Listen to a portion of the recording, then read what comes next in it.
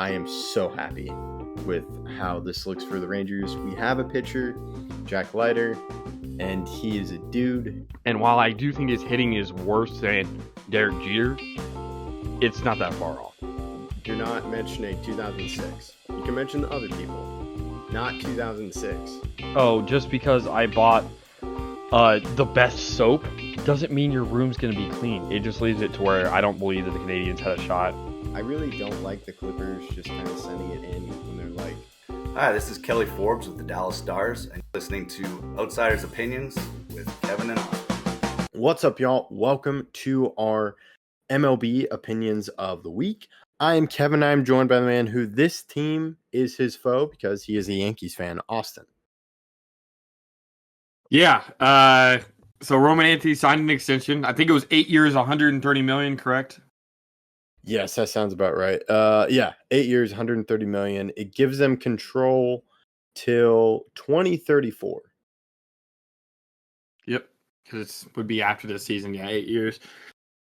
What are your thoughts, Kevin? I'm interested to see what you think about this. So this is surprising to me because I don't think Roman Anthony's a bad player. I think he's really good and he's helped the Red Sox. However, I do find this to be weird because of what the Red Sox have done. And to me, that's trading Rafael Devers and kind of that whole saga where the relationship just really deteriorated between Devers and the Red Sox. And this is a cheap move, I would say, because they're not waiting to deal with an extension with Roman Anthony. They're just giving him a contract. And Anthony is a left-handed hitter. And I believe he was called up right after Devers was traded.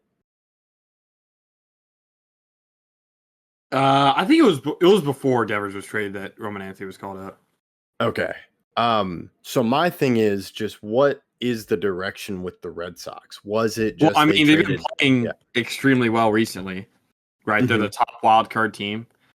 They're currently 4 games back of the division lead, which is the Blue Jays. And if they think that Roman Anthony will be an integral part of this team moving forward, then I don't actually hate this at all. This reminds me a lot of the Ronald Acuna Jr. deal, and while Ronald has dealt with a lot of injuries, he's still a great player.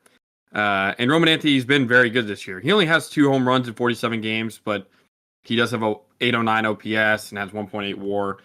And I think a big part of the reason why I like this a lot is because, I mean, by the time that he is out of this contract, so 2034, he'll be almost 30. He'll be 29, I think. Or wait, yeah. Very close to 29 or 30.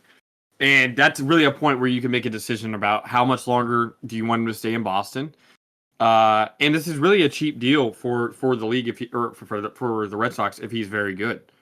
I think that because of how many big contracts we've seen signed by players, getting a guy to a $16.25 million contract, it it lowers what he has to be at for him to be worth the contract, right? So if he becomes really, really good in 5 years from now, like MVP level player in 5 years from now, this is an amazing contract, right? But if he's just a good starter, then it's still not a bad contract. It's only $16.25 mil. Again, Ronald Acuna signed a very similar deal. This is a lot different than what Vlad did, where he kind of waited and then signed a massive contract to where now he's getting paid almost $600 million. I think it's 580 or something like that. Yeah, so I am in favor of this deal, and I do like this deal. I just, because for all the reasons you said, this gives him a lot of leeway of if he's really good, they have him on a nice deal. And I do believe the Red Sox are a cheap team because they'll do a lot of trades where they'll trade away guys. Mookie Betts was the first one. Bogarts left, and then they traded Devers, even after giving him a contract. So to me, this is a new thing for the Red Sox of them just signing young guys top price. But they've also spent money, and they signed Alex Bregman in free agency. So I think my thing is it is working for the Red Sox, but I don't know if there's an exact blueprint for teams that we see other teams do. I because they have a lot of young players, Marcelo Lemaire and a lot of other guys in their farm right now. I think that they have a plan regarding this. And I like it because they're very good right now. I mean, they're 8-2 in their last 10. They have the second best run differential in the AL, only behind the Yankees somehow. And they just continue to make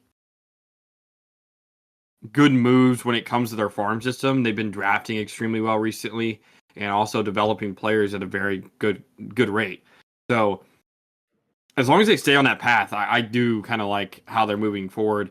Trading Rafi Devers definitely hurts. However, I don't think it's the end of the world, and it'll allow them to kind of... You don't want a player that doesn't want to play a certain position to rub off negatively on any of your young guys. So if that was the reason why they decided to get rid of him, then I kind of understand it. Yeah, and looking at the trade right now in the very short term, it's worked out for the Red Sox because they were not playing well, and now they've been playing extremely well, and they're currently in a wild card spot or in the wild card race. They're the top wild card team. Top wild card team. Wow, so they definitely moved up since the last time I checked. So it has worked out for them. I know Devers was struggling a little bit with San Francisco. So short term, it looks like that it was the right move for the Red Sox. It's just, to me, I thought they were like, okay, we're going to enjoy the money off the books. But no, they're spending money and signing a guy like Roman Anthony. Yeah, I do like this, and I think that signing him in this fashion will allow them to be very, very productive at signing their other young guys to similar contracts. Because you see that guy get that money, Marcelo Mayer or any of their other young guys, maybe like, well, I kind of want that security as well. Yeah, I'm very interested to see what they do because it's been a unique season for them, given just where they started and where they're at now. Because they are a young team. Yep, they are. So let us know your thoughts in the comments. We appreciate you listening to Outsiders Opinions.